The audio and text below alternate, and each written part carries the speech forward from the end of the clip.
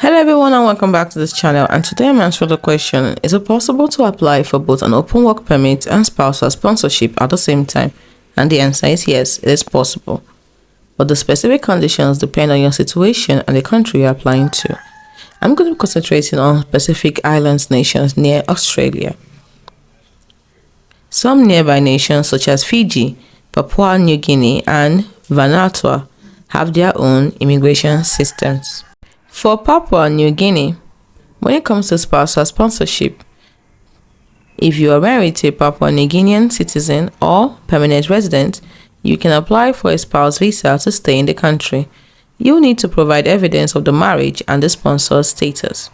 When it comes to work permits, depending on the visa, you may be able to work in Papua New Guinea, but generally a work permit will be needed if the residence visa does not grant automatic work rights.